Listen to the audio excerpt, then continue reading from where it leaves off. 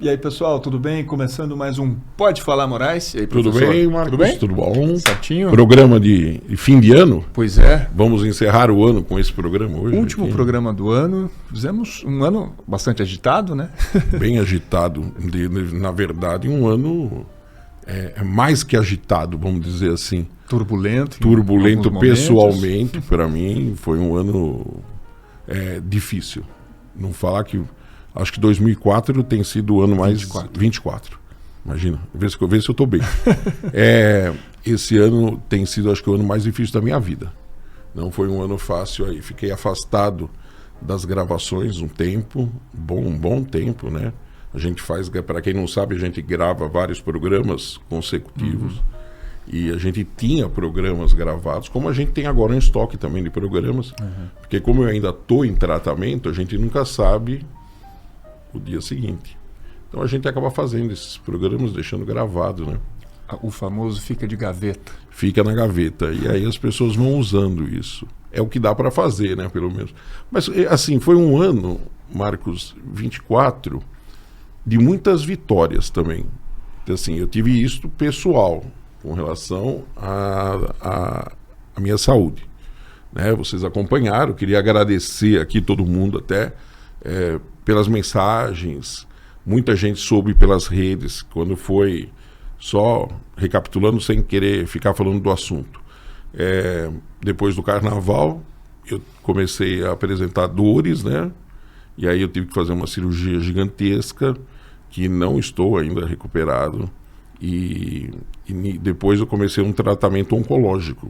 Estava com um tumor, nem sabia que tinha isso.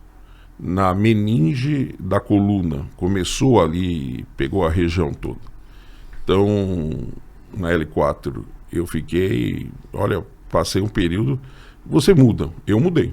Eu falei, acho que você foi uma das pessoas que escutou eu falar isso. Eu não vou sair dessa história como eu entrei. Você passa a ter uma visão do mundo completamente diferente, né?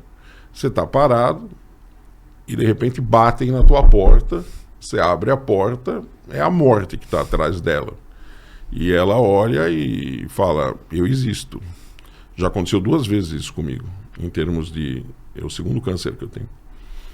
Um aconteceu há 30 anos atrás. Foi mais leve. Mas esse daqui, ele veio com dores. Eu nunca com outro tive dor. Você sentia dores nas costas. E dor assim de não conseguir andar, né? E... ficar de cama, só levantar o necessário. Depois comecei a andar. Hoje estou dirigindo. Não dá para fazer minhas atividades todas normais. Eu tenho que fazer fisioterapia direto. A gente vem gravar às vezes sentado aqui. Então é diferente. Mas não é fácil, não. Se eu te falar que é sossegado, não. Então aqui não. Agora ainda estou em afastamento por um período, né?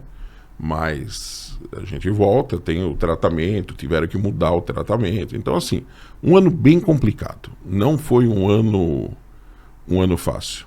Foi um ano difícil. Mas estamos aqui. E, ao mesmo tempo, a gente teve vitórias muito grandes desse ano.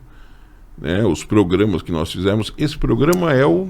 Esse aqui, esse é o 38 já foram ao ar, esse é o 39º, mas a gente já gravou outros 4 que estão aí. Que nós temos. Passaram por aqui sendo Diogo Arraes, Daniel Perry, Francisco Pequet, Maurício Soares, René Schubert, Harley Sato, Nazareno Oliveira e estão para entrar no ar Tânia Fontolan, ficou um programa muito legal, Tiago Urban, Fábio Avilés, Regina Alves, enfim... Temos bastante Nós temos, histórias legais. Eu queria primeiro agradecer as pessoas sempre por aceitarem convites. Eu já tenho alguns convidados para o próximo ano que já aceitaram e pediram para gravar.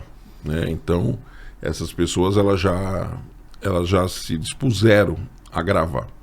E o interessante é que as pessoas vêm aqui de graça. Né? Eu falo, a gente não consegue patrocinador para o podcast em termos de educação, isso é inacreditável. Você vê uma série de patrocínios com em vários podcasts, o nosso com educação, o tema educação. As pessoas simplesmente ignoram, Então, as pessoas vêm de graça, você não tem, são convidados. Nós estamos aqui de graça, quer dizer, na verdade, eu pago todo o processo, né? Para que ele rode. A gente não ganha dinheiro com isso. Nossa finalidade é divulgar educação. Eu falei que eu vou fazer isso até o último dia da minha vida. Mas nem que tiver que gravar sentado sozinho com o celular em algum canto aí, mas eu vou continuar falando de educação, porque é o único jeito. Cada vez mais eu acredito nisso. É o único jeito de você mudar o mundo, mudar a sociedade. É por meio da educação e evoluir. E infelizmente o que a gente tem visto é uma regressão disso daqui. E em alguns países, o Brasil, a situação é triste. A gente está terminando o ano com um quadro de educação extremamente desfavorável. Entra ano, sai ano, melhora um pouco, depois regride. Então nós temos uma situação com relação à educação trágica. E não é como eu vejo, a gente fala isso às vezes, aí vem aquelas coisas, fez o L, ou o cara é de direita, voltou. Pessoal, não teve governo que pôs ordem na casa. Não teve. É um problema que atravessa a década. É um problema eterno no Brasil, porque é cultural. As pessoas não querem, Marcos, que a educação melhore, porque há pessoas que sabem que é o único jeito de você mudar uma estrutura da sociedade. Só que nós vamos pagar um preço altíssimo, porque nós estamos entrando agora num período de evolução da sociedade técnica, que você obrigatoriamente tem que ter uma mão de obra altamente qualificada e com um mínimo de conhecimento. Porque o Brasil ainda continua sendo um grande engenho. Podem falar, podem dizer o que quiserem aí, tá? O Brasil continua sendo um grande engenho, casa grande senzala. Esta que é a realidade do país. Com novos nomes, nova roupagem, mas a estrutura, a cultura no país, em termos de valorização, de manutenção, é zero. É zero. Então, e isso vem de casa. É a parte da família, é a parte do aluno. Então, conhecimento não serve para nada. A cultura, a evolução da sociedade, quer dizer, nós chegamos até hoje porque nós temos uma história da civilização atrás. E as pessoas, não, mas isso não serve para nada. Bom, então a gente deveria estar vivendo como na Revolução Agrícola, 10 mil anos atrás. Você continua, o Brasil está assim. O Brasil está na Revolução Agrícola. Você tem uma evolução tecnológica muito grande, você tem inteligência artificial, mas você precisa de gente para... Tem gente boa aí, cientistas políticos, economistas, falando disso direto. Há uma mediocrização do intelectual brasileiro. Nós falamos isso em vários programas, aí nesses mais de 40 programas que a gente fez, eu bati nisso direto. A elite brasileira virou as costas para isso. A elite brasileira está pouco se lixando.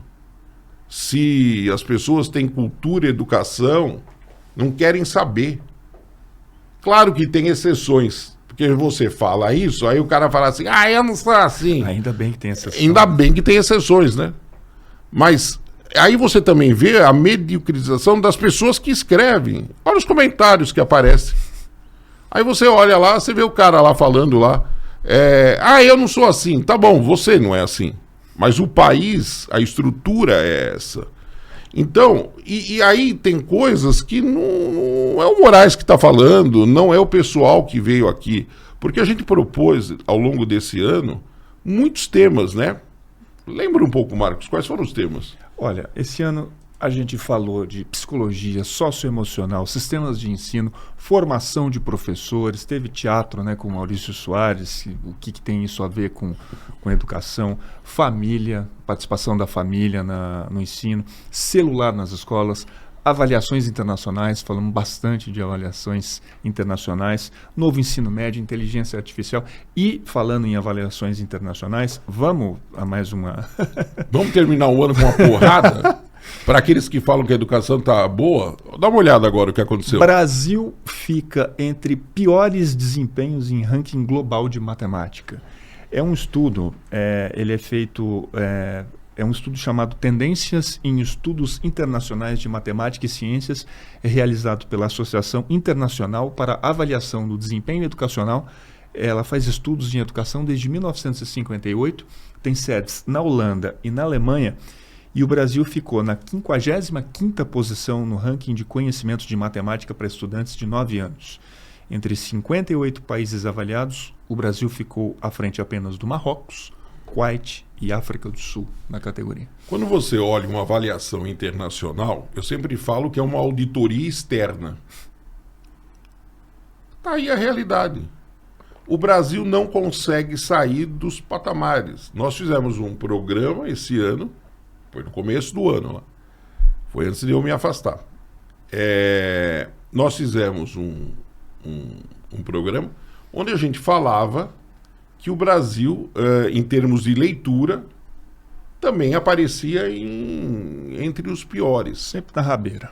Pessoal, olha, ou a sociedade acorda, porque não é um problema enfiar o dedo, o governo que não faz. Não, a sociedade não faz a parte dela. Isso é incrível. Na hora que você vê uns moleques indo nas redes sociais, falando que ele não vai estudar, não vai fazer absolutamente nada, porque o que compensa na vitória da vida, um discurso de coaching raso, dizendo que o que é a capacidade, é o empreendedorismo e que a escola não ensina absolutamente nada. Olha, a hora que você olha isso e o mundo desse jovem se limita a isso, você imagina a sociedade que você vai ter. Você pode até ter discussões de outras coisas que precisam entrar no ensino, enfim. Isso é outra coisa. Fazer parte, exato, né? Agora dizer que a escola não tem importância nenhuma. Não, que a educação não tem importância nenhuma. Tragédia total. Crônica, né? Uma crônica de morte, é isso, né? Aquela frase. Morte anunciada. Anunciada. É vergonhoso. É vergonhoso. Você olha países que passaram por guerras em situações muito melhor que a nossa. Muito melhor que a nossa. Você pega o Vietnã, a gente já falou isso, né? As piores nossas são as melhores nossas. As piores do Vietnã são melhores que as melhores nossas. E eu vou te dar um dado, hein? Que as pessoas não falam. É porque olha o que eu escuto de barbaridade. É porque a escola pública é maior, tem mais alunos que participam da avaliação e ela tem um índice pior. Consequentemente, não é tão boa e a elite, vamos dizer, que está na escola privada tem. Só que se você pegar os dados das escolas privadas só, separados, são péssimos. Temos aqui, esse estudo mediu isso. O resultado das escolas particulares nesse ranking que a gente falou faria o Brasil subir apenas algumas posições na lista, mas não o suficiente para chegar à nota média dos países participantes. Você pega, por exemplo, o 4º ano do ensino fundamental, se fossem ignoradas as notas dos alunos das escolas públicas, o país estaria na 45ª posição e não na 50ª, subiria 10 posições.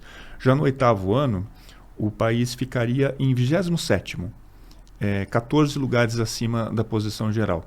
Ou seja, mesmo com essa melhora, a nota dos alunos na escola privada é de 393 pontos, quando a média das nações participantes ficou em 478. Preciso falar mais alguma coisa? O próprio índice aí falou. Eles estão desde 1958 fazendo pesquisas nesse tema, né? Olha, nós trouxemos aqui um hall de pessoas ligadas à educação, sérias, boas. O que eu falo, todos, chão de fábrica.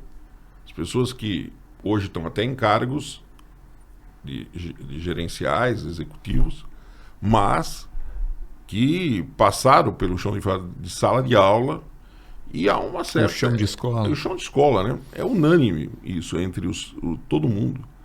A situação, a desvalorização dos professores, isso é um caso... Quando a gente fala esse discurso, já tem aqueles que vão falar, o cara é comunista. A desvalorização dos professores é outro problema que ninguém solucionou até hoje no país. A falta de professor é outro problema que simplesmente passam por cima batido como se não existisse. E nós estamos com um apagão. Eu escuto, quando a gente já falou disso, eu vejo assim, aqui quando tem concurso, lota. Olha os números finais. Primeiro, as vagas não são preenchidas, os que entram não preenchem todas as vagas, e os que entram em menos de um ano, a maior parte abandona a carreira. Alguma coisa tem de errado. O que está acontecendo? Isso é mundial? Não vou falar aqui não. Tem um problema. A Tânia levantou isso no programa que vai, questão da Alemanha e tal, onde a gente tem problemas por falta de professor e tal, por outros motivos. Mas assim, no Brasil, nós não chegamos nem ao motivo básico de resolver o problema financeiro. Você fala assim, não é financeiro o problema, né? Quer dizer, então o país, ele vira as costas. É nojento, Marcos, o que a gente vê. É nojento. O pessoal vira as costas para a educação.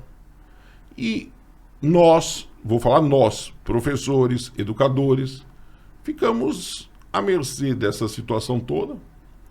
Somos idealistas, acreditamos, como eu acredito que a educação é a única forma de transformação, e a gente continua na luta.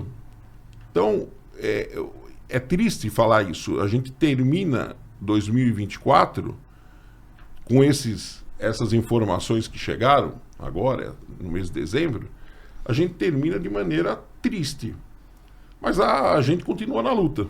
A gente continua falando e eu não vou mudar o discurso. Eu podia abandonar o discurso. Pessoal, estou com 61 anos. Fiz esse ano de educação 41 anos. Pisei pela primeira vez em sala de aula em 1983, aqui em São Paulo. A gente falou isso, quem quiser tem um programa lá no início que eu conto essa história. Dando aula para alunos que eram da FEBEM, na rede estadual. Não tem nem mais FEBEM. Não existe mais FEBEM. Fundação Casa. Outra coisa, não tinha giz nas salas, colorido, só tinha giz branco. Eu me lembro que a primeira coisa que eu fui fazer foi comprar avental, apagador e giz colorido, para poder ajudar. E eu achava que aquilo era função do professor. Quer dizer, a escola melhorou muito isso. A parte estrutural melhorou. Mas a gente tem um problema grave, que ninguém fala, passa batido, e eu vou te falar, eu aprendi muito com os programas aqui do podcast, fazendo, escutando as pessoas, estando na área de educação, que você tem a escola, a família, né? E você tem nesse jogo da escola, professores, a família e o aluno, né? Que é um jogo isso daqui. Se o aluno não fizer a parte dele, Marcos, eu tenho certeza hoje, você pode pôr ET dando aula. Você pode colocar a tecnologia mais moderna que for na escola. Professor ganhando 1 milhão por mês. Professor ganhando 1 milhão por mês. Aí todo mundo vai para casa e ninguém faz nada. Ninguém estuda. O aluno não fica na escola. Não se ensina ao aluno a estudar. Não se desperta nele essa vontade. Não serve para nada. A ideia que se passa sempre é que não serve para nada. Então, assim, se o aluno não fizer a parte dele, a gente vai continuar tendo os índices que nós temos e o país na situação que está. Isso daqui é um novelo que está enrolado, que você vai ter que tirar fio por fio, cada um fazer a sua parte, para você poder ter resultados no final, em termos de nação. Então, assim, eu poderia parar, falar, pessoal, 41 anos de educação, se virem. Estou fazendo tratamento de saúde pesado. Se virem, aí fica aí. Quem vier para frente, né? Que eu escuto isso. Os que vierem para frente, se dane. Pombas. Qual é a finalidade nossa? Qual é a tua finalidade de vida? Eu acho que as pessoas precisam questionar um pouco isso. E não é só também fazer um Hamlet da vida, onde ser ou não ser. Você tem que questionar, mas executar. Senão você fica em dilemas que você não sai de... Né? Isso eu também vi na universidade em 27 anos. As famosas filosofias que não saem do lugar, não andam. Então, questionamento sim, mas com propostas ou soluções depois e posicionamento. Porque é fácil também ficar fazendo elucubrações sobre determinados temas. Passa muito por pelo aquilo que você já falou aqui também, que é ter, ter na educação um projeto de país, né? Um projeto de governos, né? Que geralmente se fala muito de educação, principalmente a gente teve um ano eleitoral. Todo mundo falou de educação.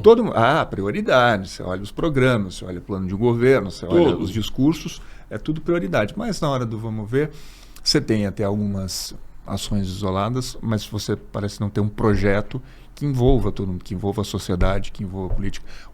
Que nação a gente quer ser daqui 20, 30, 50 anos? Porque é um projeto a médio e longo prazo, né? Na educação não tem como escapar disso. Porque quando você envolve educação, você tem que ter responsabilidade. Responsabilidade da escola, responsabilidade da família, responsabilidade do aluno.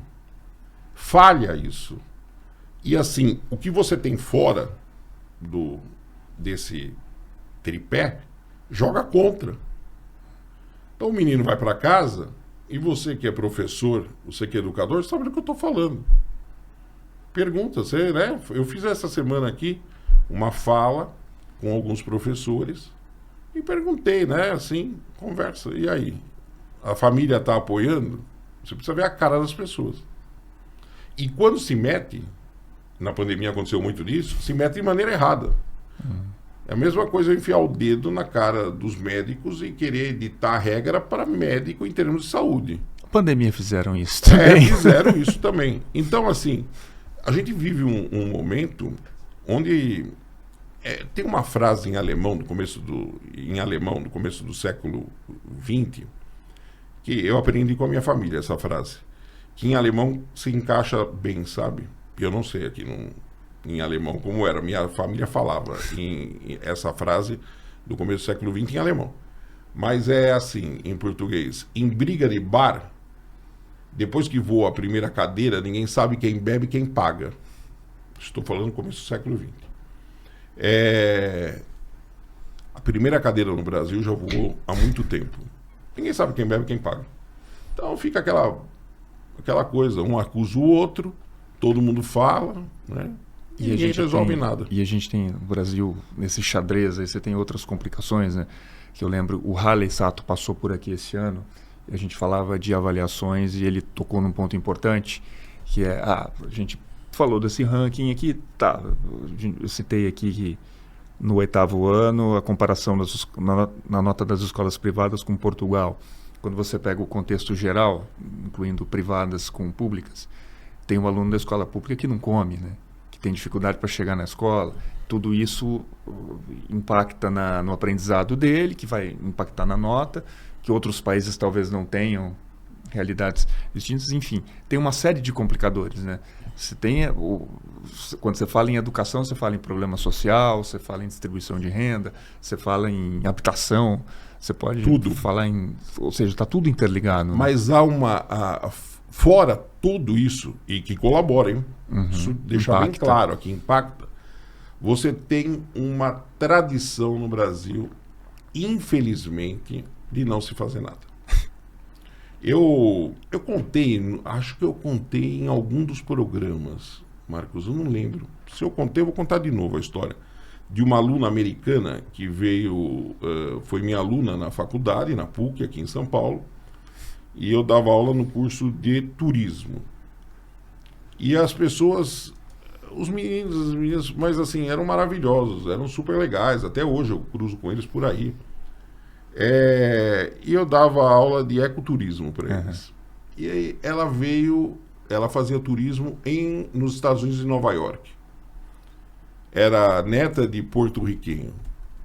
E essa menina, ela veio, fez o curso lá. Excelente aluna, viu? Excelente aluna.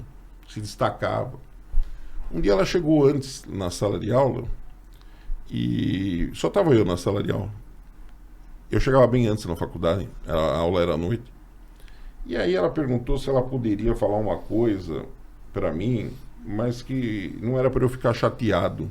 Ela estava toda... Estava toda cheia de... Eu pensei que ela ia falar da aula. Eu pensei que ela ia falar de alguma coisa que não estava gostando da aula que eu estava dando. Um feedback. Que é normal. Os professores têm que saber aceitar críticas para poder melhorar a sua aula. Foi assim que a gente foi melhorando a aula. Eu fui melhorando minha aula a cada ano. E aí ela rodou. Ela falou, sabe o que é, professor? Eu estou um pouco assustada. Eu fiz assim, mas por que, Tânia? Ela fez assim, porque aqui ninguém faz nada. Eu falei, como ninguém faz nada? Ela falou assim, ninguém estuda, professor. A sala, os alunos parecem um mercado persa. Um vende trufa, uma vende lenço indiano, a outra vende passagem de navio, anima festa. Ela falou assim, em Nova York, se eu não estou estudando em aula, eu estou na biblioteca estudando. Ela falou, eu vou na biblioteca todo dia aqui. Ela falou, eu nunca encontrei um aluno na biblioteca. Ela falou, ninguém faz nada, professor. As pessoas não estudam. Elas falam sem saber o que estão falando. Falei para ela, é bem-vindo ao Brasil. O país é assim. Que ano foi isso? A década de... Acho que primeira... 2009, por aí. Eu estava no doutorado, estava fazendo doutorado, Ou seja, o digital, ele cresceu muito mais depois disso. Cresceu. Você falou, as pessoas falam, não sabem do que estão falando. Hoje é muito pior, né? Porque elas falam, elas publicam, elas falam, querem debater. Publicam, elas querem debater sem saber. A mesma coisa é eu entrar num amplo discurso médico, específico, e falar lá. Você vai falar bobagem. Você pode escutar, você pode participar de discussões genéricas, gerais, quando não é da sua área. Não, agora todo mundo virou dono de tudo. As pessoas podem falar qualquer coisa. E real, podem falar. Liberdade total. Mas as pessoas podem falar o que vem na cabeça. Sempre teve essa parcela da sociedade. É que as redes sociais deram microfone para essas pessoas. Que são os loucos da sociedade. Tem uma parcela da população que é doida. Trabalhei anos com o público. Trabalhei um tempo na prefeitura, eu fui como estagiário, eu saí como estagiário da prefeitura por causa disso. Eu saí por causa disso, Marcos. Não aguentava mais atender louco. Um que achou petróleo em casa. Os caras chegavam na porta do gabinete do prefeito. Eu preciso de 2 guardas municipais porque eu achei petróleo lá onde eu moro. E era todo dia. E não voltavam depois. E eram uns malucos folclóricos, né? Porque tem os malucos folclóricos e tem os que não são folclóricos. Exato. Tem eu não vou agora citar nomes, porque eu acho que existe até hoje. Apareceu uma dona de uma boate lá, que não era doida, mas ela me propôs o seguinte, ela foi fazer uma queixa lá na... Isso eu estou falando dos anos 80, tá? Porque na boate tinha as meninas, atrás tinha uma creche. E as meninas que trabalhavam para ela lá na boate trabalhavam à noite e dormiam de dia. E as crianças na creche gritavam durante o dia. Então ela foi lá para a gente fechar a creche. Olha a proposta, fechar a creche para não atrapalhar o negócio dela. Aí você fica olhando, você fala, o que é isso? É troca de valores total, né? Assim, é a visão ética, isso não existe, imagina, educação, piada. Então,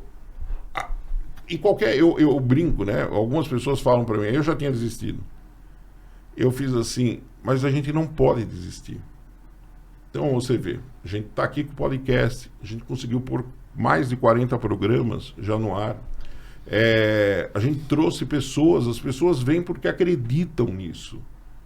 As pessoas falam, as pessoas têm interesse. Há uma parcela da sociedade que tem. Eu não tenho vergonha nenhuma, pessoal, ajude a divulgar o canal. Na verdade, até vou explicar que as pessoas não escutam o podcast inteiro. Elas vão escutando por partes. E se está no Instagram, que é o que a gente faz as famosas... Os cortes, as pílulas. O Marcos transforma um programa em 20 pílulas. A gente solta eles no Instagram, quando dá visualizações. Essa semana tivemos um aí com, acho que, quase 20 mil visualizações. Para a educação, isso é um índice alto, pessoal. E a gente está aí na luta. Ajude a divulgar o canal. Vamos entre os educadores. Eu, toda vez que falo com educadores, eu sempre bato nessa tecla de ajudar a divulgar. Ajude, faça a sua parte. Né? Eu acho que nós da educação falamos muito da educação para nós. Nós temos que falar em linguagens, às vezes, não tão técnicas, né? Ninguém vai ficar discutindo aqui normas pedagógicas, metodológicas, discutir Piaget. É importante, nós temos que fazer essas discussões entre nós, educadores. Mas transformar o básico, né, o simples, para as pessoas entenderem isso.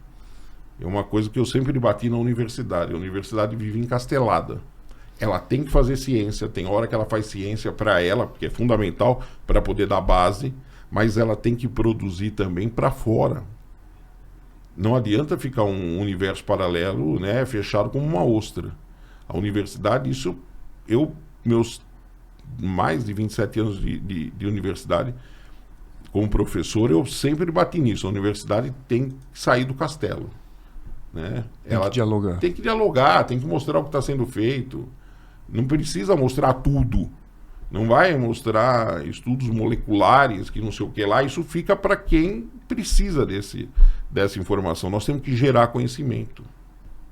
Você vê, por exemplo, né? As pessoas falam de inteligência artificial. Essa semana eu fui almoçar com o Tiago, que veio aqui, que foi nosso convidado. O programa dele vai ao ar ainda.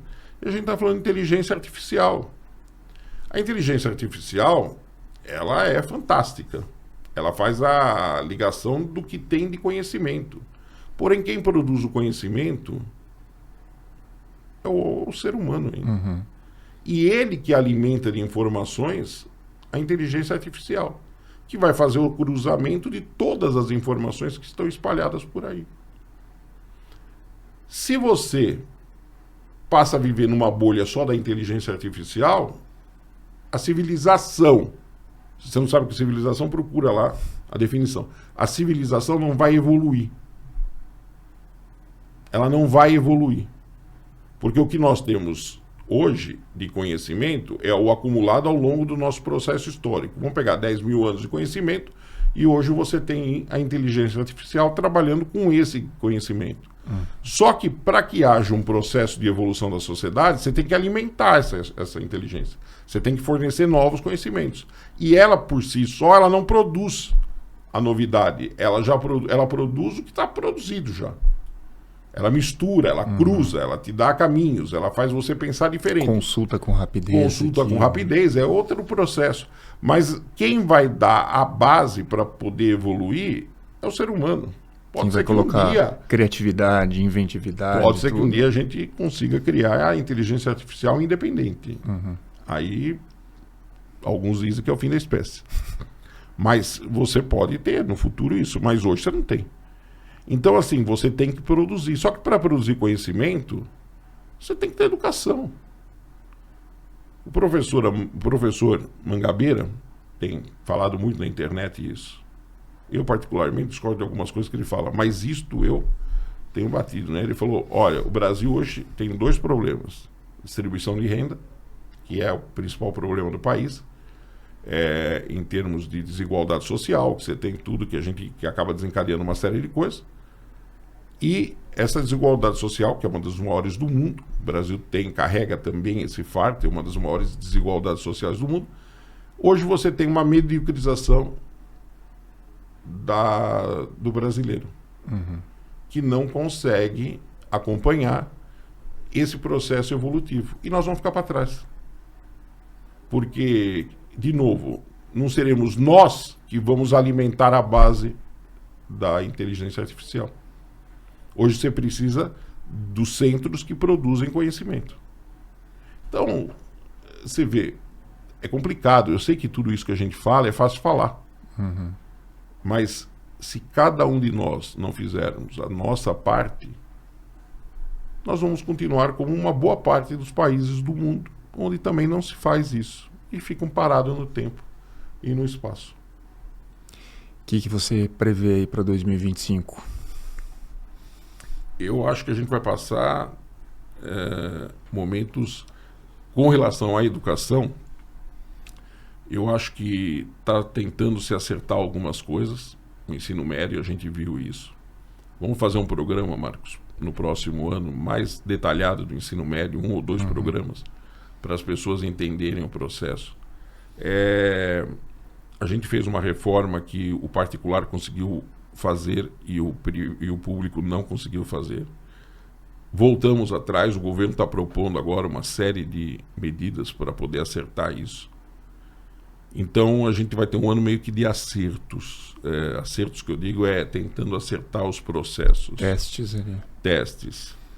Mas, tirando isso, eu vou te falar uma coisa. Celular nas escolas também? Essa é uma discussão... Deve se aprofundar. Que tem que se aprofundar nisso. Eu acho que a gente vai ter coisas pontuais. Não vamos ter grandes novidades, eu acho. Sabe? Alguma coisa que vai revolucionar o processo. E também tem um problema. Educação, tudo é a médio e longo prazo. As pessoas acham que educação, num estralar dos dedos, você faz uma reforma toda. Você viu o que aconteceu. Uma reforma que estava sendo discutida quase há 30 anos foi implantada em toque de caixa e simplesmente deu errado. Tivemos que voltar e acertar aí o jogo. Então, eu acho que a gente vai ter é um ano de acerto, eu acho, de encaixe. E também, mas não de grandes mudanças. Eu não estou vendo nenhuma movimentação na educação para falar, olha, você vai ter isso, e que pode ser positivo ou negativo, mas eu não estou vendo essas mudanças. A gente não vê isso no cenário. Tá difícil, não está muito fácil.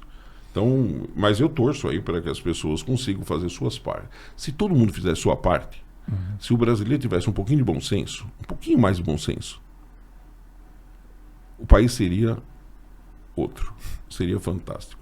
E aí, Marcos, eu queria fazer uma pergunta para você.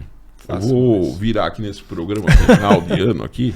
Hoje é Jogo da Verdade. Olha na lente aqui da verdade. Clodovil, né? Me fala uma coisa, Marcos. Você está desde o começo comigo nessa história. Todos que passaram desse lado do balcão são educadores. São pessoas que trabalham com educação. Você é um jornalista. E você tem um olhar fora.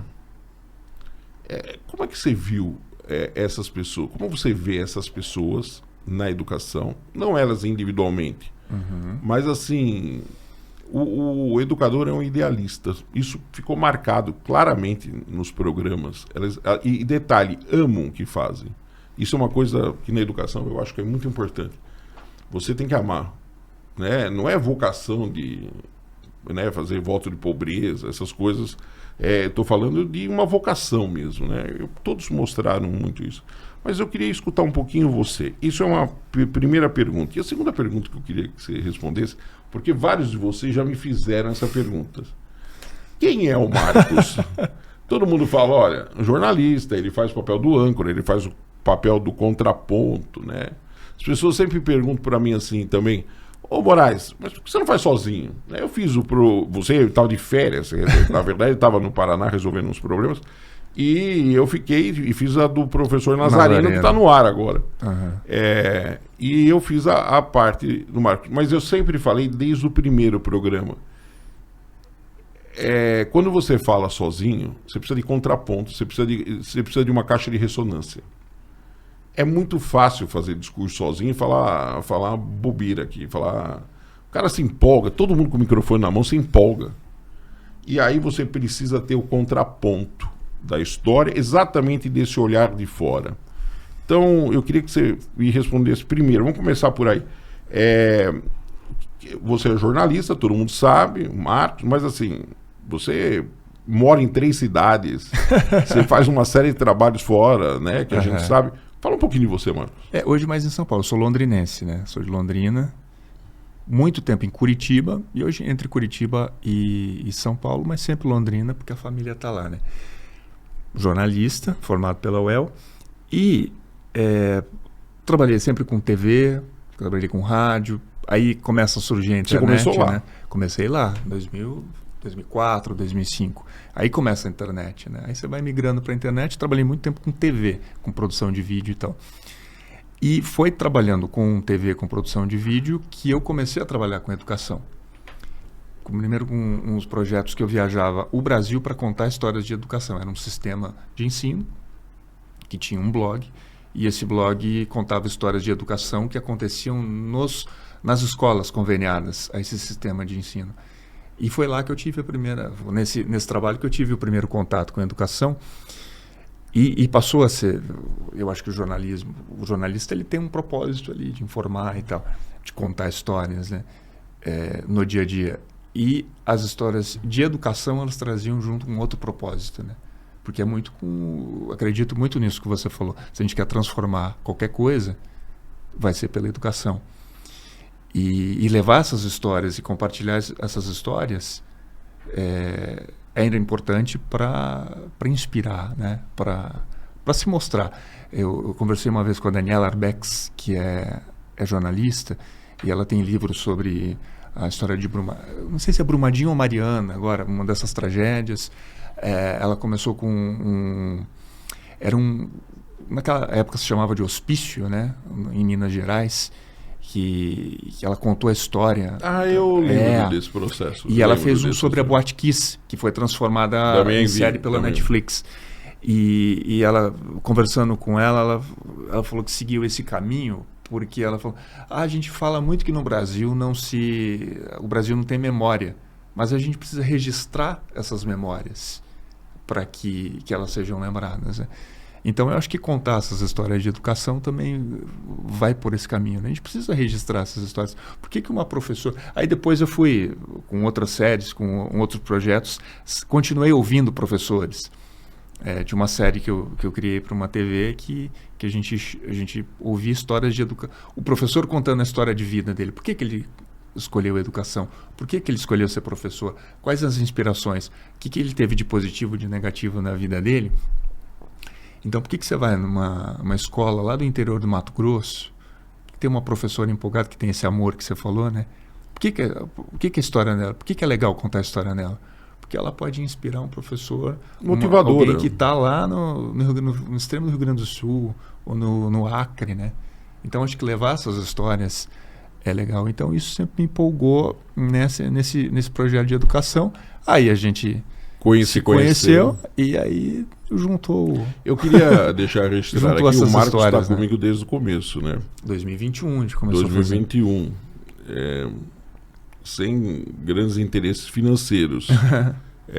Poderia contratar aí, né? Qualquer pessoa, vamos dizer assim, né? Qualquer jornalista, não é isso. E o Marcos está no projeto porque você acredita. Eu queria aqui deixar de público. Primeiro, eu te agradecer por todo o apoio, né? As dificuldades que nós passamos juntos. Você está desde o primeiro programa. Que a gente começou eu não teria feito online, isso sem você. Nós começamos no online, depois na minha casa gravando. Com o Zé. Chegamos com, né? E aí a gente passou aqui para o estúdio do Zé, da Carijó, que eu conheço o Zé também há 30 anos. Que é outro parceiro nesse parceiraço projeto, né? Nosso. E o que é legal é que as pessoas estão aqui porque elas acreditam nisso. Mais recentemente o Gustavo, que está com a gente. Agora tem o Gustavo, deixar claro, fazendo os cortes redes, e fazendo as publicações. O pessoal da Mira. Da Mira, que faz o meu LinkedIn, que é excelente. Então, assim, eu estou com uma série de pessoas me cercando. Grande parte por amizade, deixar isso bem claro de novo, que eu acho que nesses 41 anos de profissão no magistério, e eu fui levando pessoas em que eu acredito, em que eu ajudei muitas vezes no passado, quando eu, né, em termos de indicação, para poder indiquei mesmo o Zé, acabei de indicar, né, a Carijó essa semana para uma pessoa, a Mira, com a parte de comunicação também, toda hora passando para as pessoas indicações. Então, assim, eu sei também, não estou jogando confete em mim aqui, mas assim, eu sei que eu ajudei muitas pessoas. E isso é uma amizade legal, né? A amizade é que nem uma planta num vaso. Se você não pôr água, ela morre. Várias plantas ao longo da minha vida morreram. Por vários motivos. Mas, assim, os que estão comigo, e geralmente eu sou uma pessoa que carrega muito tempo as amizades, né? Então você vê, o Zé da Carijó está há 30 anos aqui. Conheço o Zé há muito tempo. Ele era menino. Conheço várias pessoas que estão aí, né, o Diego da Mira, por exemplo. Você, que já está comigo há quanto tempo também? Desde 2021. Na verdade, a gente se conheceu programa. antes da pandemia. Não, foi a gente 2019. Então, você mas você recebeu uma visita tua lá no ângulo. E aí a gente manteve uma relação de contato e aí você entrou Começamos a falar de educação. Começamos a falar de educação. Sem volta. E assim vai. Como os convidados que vieram aqui. Os convidados que vieram aqui, nossa, tem gente que eu conheço há muito tempo. Então, e os que virão, idem. Né? E é bom que a gente vai ficando, os ex-alunos começam a vir, porque estão no topo da carreira, em termos de muitos, em termos de que estão aflorando, né, na carreira com destaques e tal. Então, isso é muito legal, carregar essa marca. Então, agora o pessoal já sabe quem é o Marcos, né? Então, agora, você já deu a pincelada aí de como é que você vê a área a educação. Você também faz trabalhos fora em outros, como você colocou. E isso é muito legal para que a gente vá criando conteúdo. Isso, o famoso repertório. Sim. Né? Você vê com o teu olhar externo, você vê muita movimentação nessa área? Eu acho que só das pessoas envolvidas diretamente, né? Só quem está no setor. Quando você pensa em classe política, por exemplo, vamos falar de políticas públicas, né? Pelo menos eu não sinto o envolvimento da sociedade. Não sei se... Não sinto você isso sente também. Não, também não. É mais as pessoas que estão ligadas na área, né? As pessoas que... A ideia do podcast de falar educação, de compartilhar educação e tal, às vezes a gente não encontra tanto eco, né? Porque as pessoas não estão interessadas nisso. Elas falam que é muito importante. Na hora de, como a gente falou há pouco aqui nos planos de governo, quando você tem eleição, você vai fazer pesquisa, o que é importante? É segurança, saúde, é educação e tal. Mas na hora do vamos ver, Olha, eu vou te dar um exemplo aqui, sem querer forçar nada. Mas a gente vê alguns youtubers, né? Dos poderosos, dos grandes. Eu fuço bastante nas redes, muito. Assisto, escuto, porque você precisa ver a tendência, precisa ver como tá. Olha, para falar mal a gente tem que conhecer. Para falar mal você tem que conhecer. Eu nunca vi um deles, e alguns podcasts poderosos de política, sim, falam política. Mas de um tema como educação, por exemplo, nunca vi ninguém. Pode ter algum aí que fez e eu não vi. Mas eu procurei, eu não achei programa que vamos falar um pouquinho da educação brasileira. Vamos falar de como vão, né, os problemas que nós temos. Nada. Então eu também peço a vocês, se vocês pudessem ajudar, vocês têm milhões de seguidores. Se você pudesse, aos poucos, você não consegue fazer isso de uma maneira bruta e que vai hoje contra a cultura daquela população. Mas você tem que fazer aos poucos para poder introduzir o tema. Se vocês pudessem ajudar falando de educação, olha, vocês estariam prestando um serviço à nação, ao país, assim, fantástico. E eu não vejo isso. E é curioso, porque quando você fala em educação, ninguém vai... É muito difícil alguém falar, sou contra. Todo mundo fala, não, educação é importante. Educação é importante. Todo mundo fala. Todo mundo fala. Isso todo mundo fala. A história que você contava alguém do IBGE que foi fazer um discurso. O professor... Fugiu na cabeça, peraí. Vou falar o Celso... Sabino? Celso Furtado. Celso Furtado. Economista, foi ministro de vários governos, tal, né? E ele fez um final da vida, né? O pessoal fica velho, o pessoal chuta o pau da barraca, né? O pessoal, como dizia minha mãe, fica sem filtro. E o professor Celso Furtado estava no final da vida, doente já. E ele foi receber um prêmio, foi no governo Lula isso, que não atual. Eu não sei se foi o primeiro ou o segundo mandato. Eu sei que entregaram para ele acho que foi o governo Lula, tá? Se não foi o Lula, foi um dos dois. E eu sei que foram entregar para ele um um prêmio pelo conjunto da obra. E ele fez um discurso lá. E isso daí devia estar nos anais do país registrado. E ele deixou todo mundo constrangido na época. Dá uma olhada quando o Celso Furtado faleceu. Dá uma olhada. Só para a gente falar aqui precisamente em que governo foi. E aí ele foi lá, fez o discurso, né? E ele diz o seguinte... 2004. 2004. Então foi no primeiro mandato. Primeiro mandato do Lula.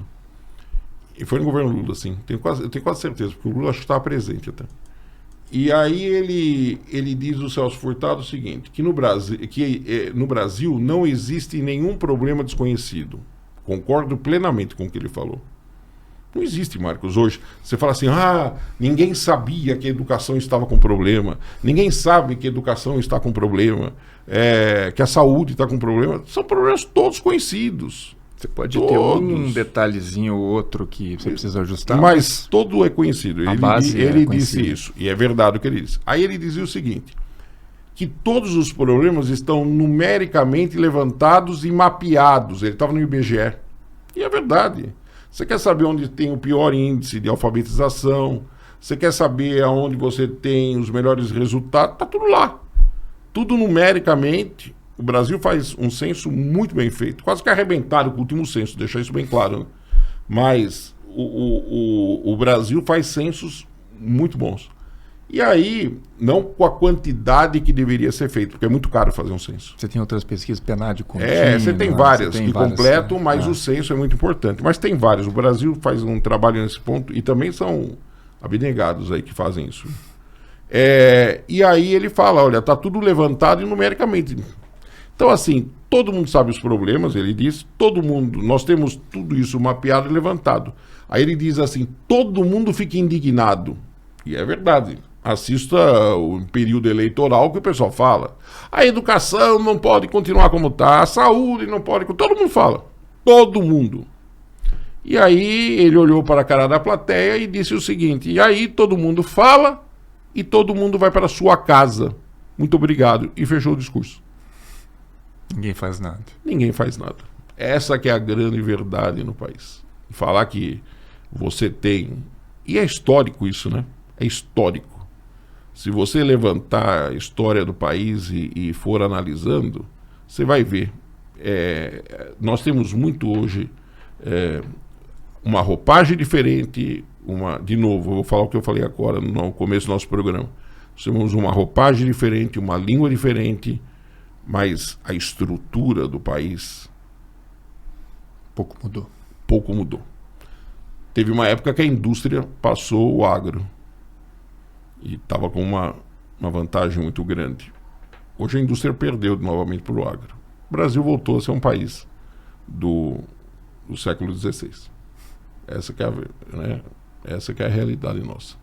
Mas seguimos forte e eu acredito que e vamos continuar fazendo o programa. Enquanto tiver forças, nós vamos continuar fazendo o programa aqui, falando sobre educação, e eu conto com vocês para no próximo ano, né, com a audiência de vocês, os comentários de vocês, e vou pedir isto como nosso último programa do ano. Ajudem a divulgar. Por favor, eu preciso de vocês. Ajudem a divulgar o programa, ajudem a divulgar a educação. Não precisa ser só o do Moraes, tem, né?